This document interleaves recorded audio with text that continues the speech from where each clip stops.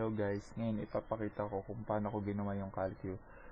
Una, nag-import muna ako ng mga package tulad ng javax, .swing, java.awt, java.awt.event. Nilagyan ko siya ng asterisk para hindi ko na siya kailangan isa-isahin kasi para siyang full package pag asterisk. Kailangan yung javax.swing kasi nandito yung mga jpanel, jbutton. Tapos yung Java AWT naman, nandun yung pwede mo baguhin yung color, font, text field, mga ganon. Tapos sa Java AWT event naman, andito naman yung mga action listener, action event, yun. Kaya yung pagkatapos, yung public class, nilagyan ko ng implement action listener. Kasi, nandun napupunta yung mga nare-receive nyo yung mga action event na ginawa natin. Tapos, gumawa ako ng JFrame, yan, to text field. Tapos sa JButton, gumamit ako ng array. Sa number, gumamit ako 10. Ganun din sa other. Yung other, yun yung mga operator ko, katulad ng addition, subtraction, yan. Ito yung JButton, nag-declare ako ng JButton add, subtraction, multiplication, yan. Division, decimal, equal, delete, clear, percent, tas 0. Yung sa 0, dalawang 0 to, inano ko lang. Tas sa font, yung variable niya is ff equal new font. Kalibre yung ginamit kong font, sabay plain lang, sabay yung size 30. Tapos, naggawa ako ng variable gamit yung data type na double at char. Tapos, pinangalanan ko siyang value, pati value 1. Ito yung magiging first number, second number na ita-type natin. Tapos ito yung magiging sagot, yung result. Tapos gumawa ako ng char operator para sa mga sign. Tapos gumawa ako ng constructor na calcu1 tulad kapangalan ng public class natin. Tapos sa JFrame, nag-set ako ng mga yan tulad nito, set default close operation para magka-exit button, mga minimize, maximize. Tapos yung set size niya, sinet ko siya sa width na 415, tapos yung height is 460. Tapos yung set layout niya ay null. Tapos binago ko rin yung background niya, ginawa ko light gray. Ito yan. Yan. Light gray. Tapos sa text field, set ang size niya sa XY 35. Tapos yung width 330. Sabay sa height 50 lang. Tapos set editable false siya. Gawa ng parang read only lang. Kasi pag true, pwede siyang baguhin ng user. Tapos itong set font, ito yung nasa taas. Kung ano yung sinet ko. Tapos yung background niya ay white. Yung border niya ay dark gray para may iba. Tapos yung sinet ko siya sa right, tulad ng right kasi sa left siya pagka default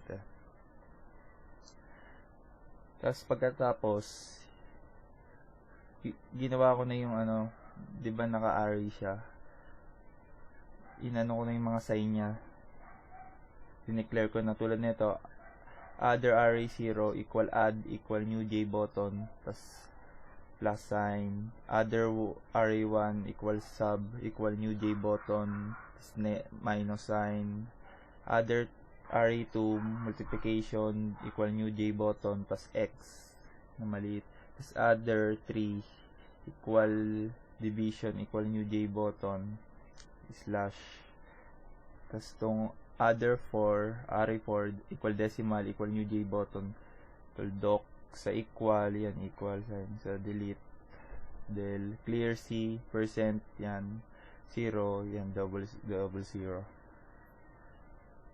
Tas sa loop naman, for close parenthesis int I is equal to 0, semicolon I less than 10, semicolon I increment. 0 talaga siya, basta kapag array 0 talaga, pag gumamit ka ng array automatic 0, karaniwang 0 naman talaga siya. Tapos naglagay tayo ng action listener dito para ano yung ginagawa natin. Tapos yung set focusable false ang ginawa ko.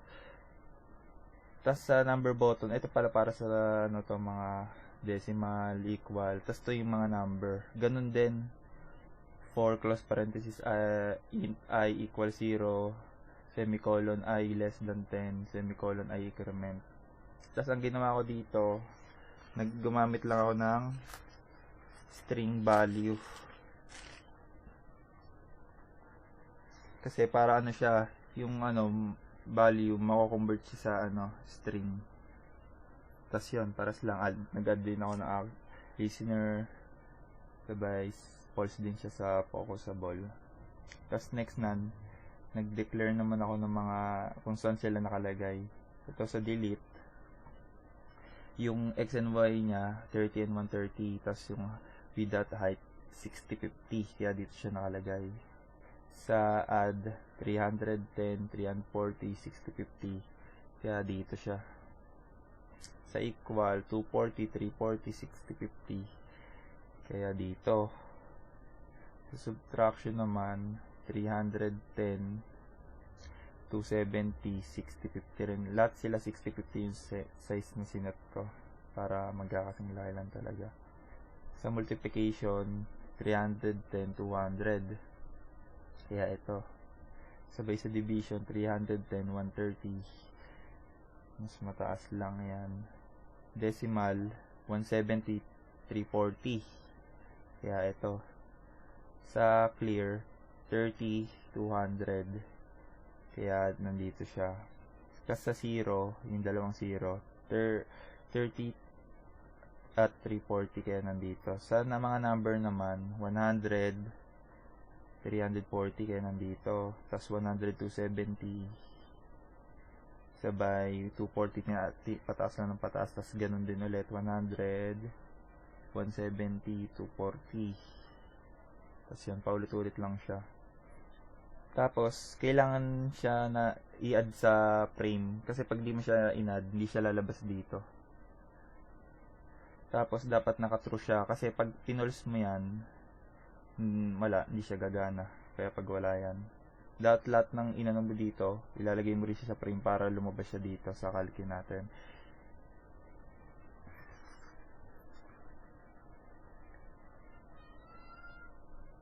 Tapos, itong loop,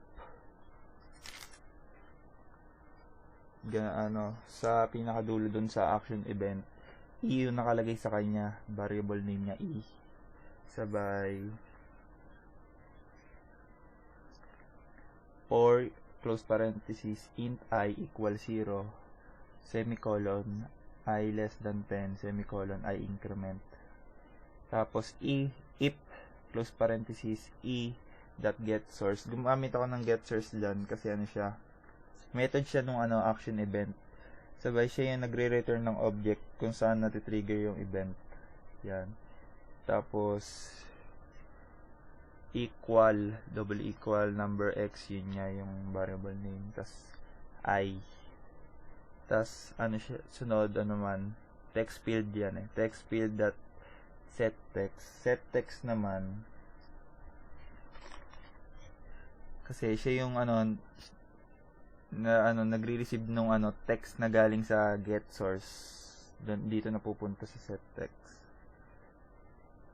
Tapos yung naman, get text naman, kaya may get text.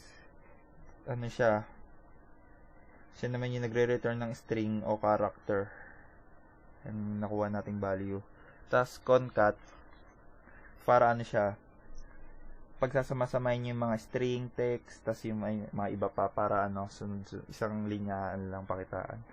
Sabay string value, kaya string value ay nga para ma-convert siya sa yung value ma-convert sa string. Tapos ito ayun yun sa mga number. Tapos sa decimal naman, ganun din, get source din, yun nga para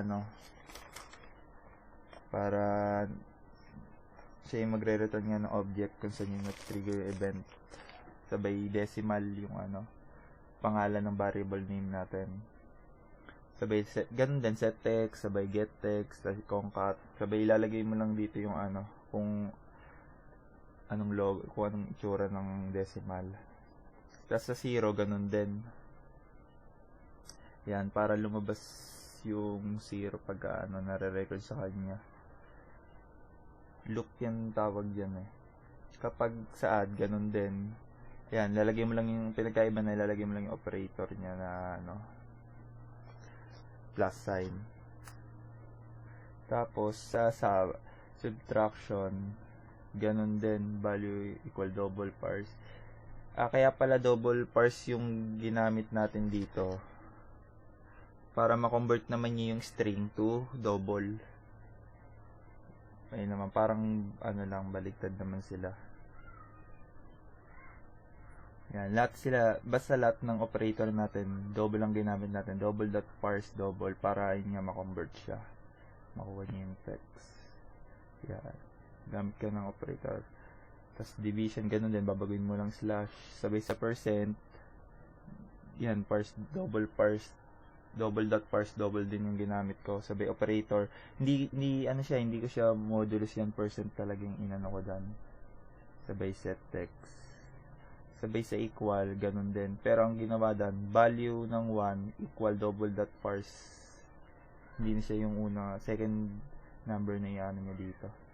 Tapos sa mga operator, gumamit ako ng switch. Yun nga, case 1, sa addition yan, result equal value plus value 1, parang ano yan, number 1 plus number 2. Tapos break, nilagyan ko siya ng break kasi para hindi masabi ibang statement, kasi kapag hindi ko siya nilagyan ng break, baka masama yung nandito. Kaya dapat talaga pag gagamit ka ng switch, pagkatapos ng isang statement, gagamit ka ng break para hindi siya masama. Ayun, sa minus, result equal value, ay number 1, value minus value 1. Tapos sa times, ganun din. Result equal value times value 1. Tapos sa division, result equal value over, ayun nga, divided by value 1. Tapos sa ano, sa percent, kapag inano ko dyan, result equal value, tapos yun nga, yung ganitong sign, module siya lalabas dan, hindi siya percent. Kaya ano, binago ko yung ano niya formula. Result equal value times 0.010 times value 1 para percent yung lumaba. Ay ano, yun nga, pagka sa percent. Tapos yan, break. Tapos inan siya sa ano, text field that set text string, yung value of result, value equal result. Tapos sa clear naman, parang katulad lang siya dito eh. Nilagay ko sa baba ko lang pala nailagay ito, hindi ko siya nasama sa taas. Kanya pinagkaiba lang dito, wala siyang mga get text kasi clear siya. Set text lang talaga yung nandito. Tapos sa delete naman, if close parenthesis e.get source equal delete, tapos string, yan, pinangalan natin sa string natin ay ss equal text field dot get text, tapos text field dot set text na ano dito, dalawang quote ay ano, apostrophe. Tapos gumamit tayo dito ng parang ano, for close parenthesis int, yun nga, ano, I equal 0, semicolon, I less than ss.length, plus minus 1. Kapag binago ko to, pagka pinindot ko yung delete, magiging dalawa. Depende yan, isa, ibig sabihin, isa lang yung madidelete. Pero pagka inano ko, mas, yan, ito lang yung madidelete. Tapos increment. Tapos, tf.setText, tapos yan, getText, plus, pangalan nung string natin, ss.charat. Tapos yan, try natin. 25 times 12. Yan, 300. Tapos yan, kunyari clear. Tapos pag isa lang, delete. Tapos pag sa percent, ano ba ito?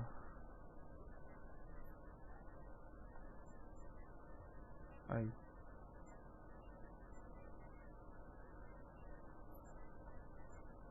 Yan, ganon.